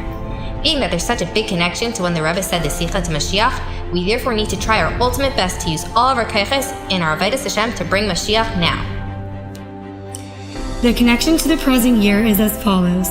Tafshin and Aleph is an acronym for the words Hey Tehei Shnas Arenu Niflais, which means this will surely be a year when I will show you wonders. Usually, numerically, the Nun appears before the Aleph, which would lead it to be written as Niflais Arenu as opposed to Arenu Niflais, Aleph first and then Nun. However, as written in the Chumash in reference to the pasuk Kimei Teischem Eretz Mitzrayim Arenu Niflais, we see that Arenu Niflais is the order that appears there rather than Niflais Arenu. The Rebbe points out how both wordings can apply to the nature of the year. Niflais Arenu. The Rebbe says that Niflais Arenu show us that Niflais, which are wonders, may happen without being openly revealed. The Chachamim tell us that a nes, a miracle, may happen to someone without him even realizing the miracle that Hashem so kindly placed upon him. This also applies to Niflais, which are higher than miracles. They may be transparent or hidden in Tava, and while a person may not see the Niflais, Hashem still does them in this Gashmistika world. L'ayse Niflais Gedelis Levadai, He works wonders alone. This shows us that some Niflais are so extremely great that Hashem alone can appreciate these Niflais. The Rebbe tells us that the added word Arenu means that the wonders are still as great as they were before, but due to Hashem revealing them to us, we now have the ability to see them in an open manner and appreciate the wonders with our own eyes. This is the Avodah of Malmata L'Mayla. The wonders that happen down here can be perceived as their greatness. Usually, within nature, we wouldn't be able to see the miracles openly and appreciate them. But with Arenu, Hashem reveals them to us openly. Arenu Niflais is a higher and greater level than Niflais Arenu. These are wonders that start from Milmaila, and Hashem brings them down Lamata for us to see them. The ultimate level is the combination of both Niflais Arenu and Arenu Niflais. This will happen with the coming of Mashiach Tzidkenu, when the most transcendent levels of revelation permeate every aspect of this Gashmistika world. The month that the Sikha was said in has a very clear connection to Geulah. Nisan is a month of Geulah. It's the month that Yetzias Mitzrayim occurred, and it's also the month in which the ultimate Geulah will happen for us. As our Chachamim say, B'Nisan Igalu, B'Nisan Asidim Lihigal. The connection with the present day is a fascinating insight to learn as well. The Rebbe said a Sikha the night between Chav Zayin and Chavchas Nisan, and as we will learn, both of these dates are important. Chav Zayin, flipped backwards, spells out the word Zach, which means pure like olive oil, which produces light. Therefore, Chav Zayin Nisan shows how Nisan, the Geulah, will be revealed so brightly. Also, the numerical value of Chav Zayin is 27, a multiple of 3 and 9. 9 is also a further multiple of 3 and 3. The number 3 is greatly associated with the fascinating concept of chazaka, an incredible amount of strength. When the Rebbe said this Sikha, that year's Tishrei had 3 day Yom Tovim, exactly 3 times. That is a chazaka within a chazaka. Chav Ches, the number 28, is equivalent to the word kayach, which reflects the strength and power of Nisan, i.e. the Geulah. Moreover, it indicates that the potential has been granted to actually bring about the Geulah. The week this Sikha was said was in Parshas Shmini. Shmini is translated as the 8th. The Geulah is therefore very much connected and related to Shmini because Geulah is identified with the number 8, above nature. In addition to this, the year that this Sikha took place, Parshas Shmini was read 8 times, and this Sikha was said in the 3rd week of Parshas Shmini. This once again shows the chazaka, the strength to the connection of Geulah. The way the Parsha is read during these few weeks once again shows us its great connection. Geulah Sheba Geulah. Now, in accordance with the specific days of the week, the Rebbe brings in more connections. Chavtas Iyar is a day before Rosh Chodesh, often described as Yom Kippur Katan. The actual day of Yom Kippur, as described by Aruch HaChamim, is the day that Hashem and Bnei Yisrael got married, because the second luchos were given then. This great marriage between Hashem and the Yidden will, Be'ezras Hashem, be completed by the coming of Geulah. Number 2, another great aspect of Chavtas Iyar, the Rebbe says, is the fact that Yom Kippur Katan falls out on Shabbos, and Shabbos itself shows a great connection to the Geulah, as it says, Yom Shekulei Shabbos. After Chavtes Iyar comes Lamed and Aleph, which are Rosh Chodesh. Rosh Chodesh represents the birth of the moon. The moon in itself shows a great connection to the Yidden, and by Mashiach, the Yidden will be rebirthed. Since this year has a double Rosh Chodesh, there's a double strength for the Geulah.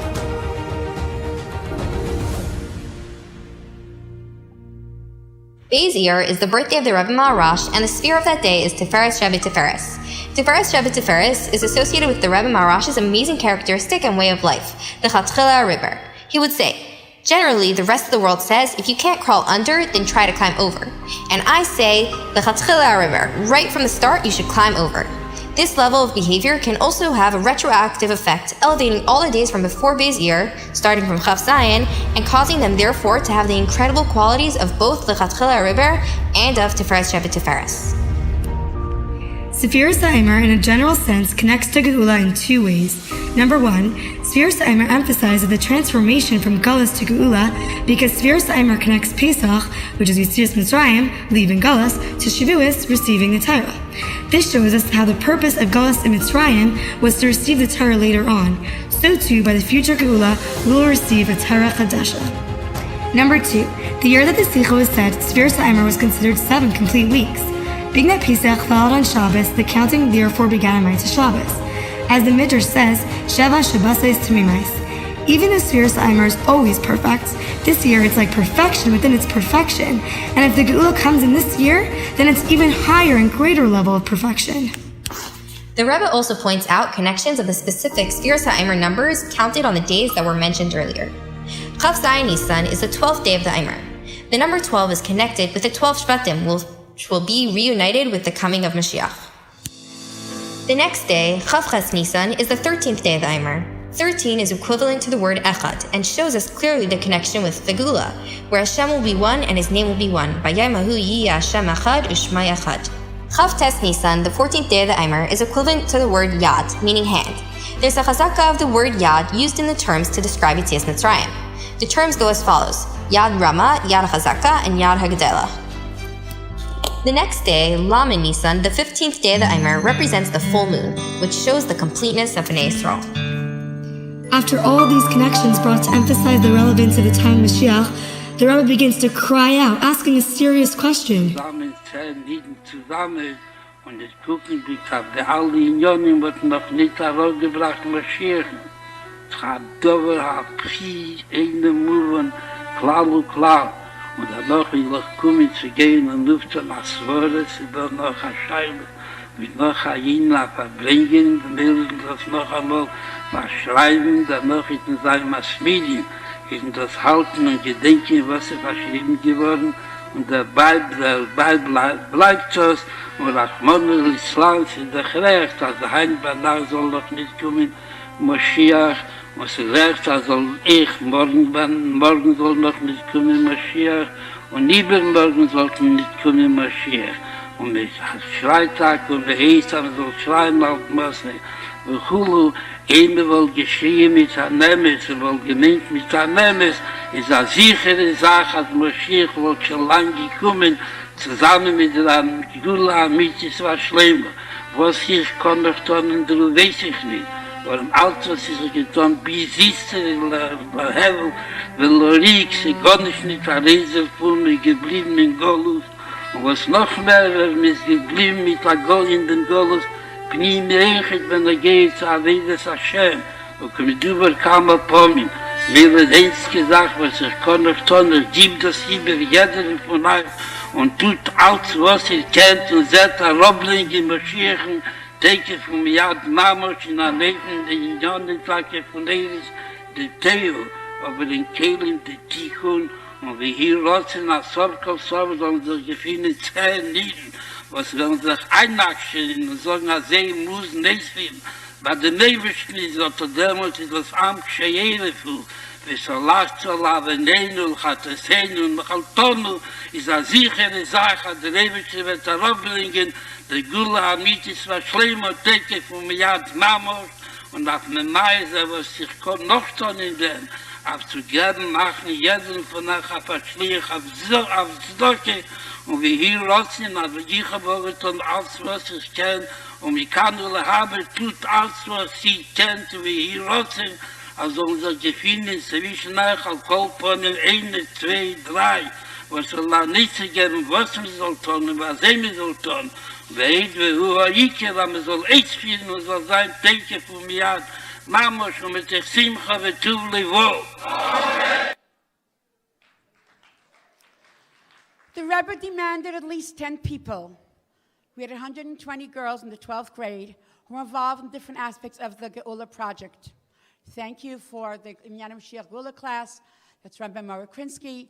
And I believe that the more you learn, the more you know, the more you do. So Baruch Hashem, we've accomplished a lot. We have more to do and more to go. But we know this is the class that's going to be the one who's going to change the world for a better place. Thank you. Just by a show of hands, except for the graduating class, raise your hand if one day you attended Beis Rivka. Wow, that is truly impressive. And so on the way to the graduation today, I was asked by someone, how many years have you been conducting a graduation? And I said, well, quite a number. And they said, then why are you still so excited? I mean, after all, it's not the first graduation. And I said, 1 minute. Of course it's the first. It's the first for the girls who are graduating. It's for the first for the mothers of the girls who are graduating for these particular daughters. It is the first. And I feel like it's the first. And because it's the first right now at this very moment, I know, and I have no doubt in my mind, that each of these girls are going to go out in this world and be the Rebbe Shluchos in one way or the other and truly bring Mashiach. So if you went to Beis Rivka, do you remember those times when we sang songs? And many of you may still remember the songs like by the alumni. They started some songs by the gathering and you continued. Songs stay with us. As the Alter Rebbe said, and Nigun is the pen of the neshama. So now to conclude, we're going to sing. We're going to have a video. And girls, you can stand up and join and put your arms around each other if you like, as we sing the goodbye song. Let's begin, please. And I do want to thank Mom.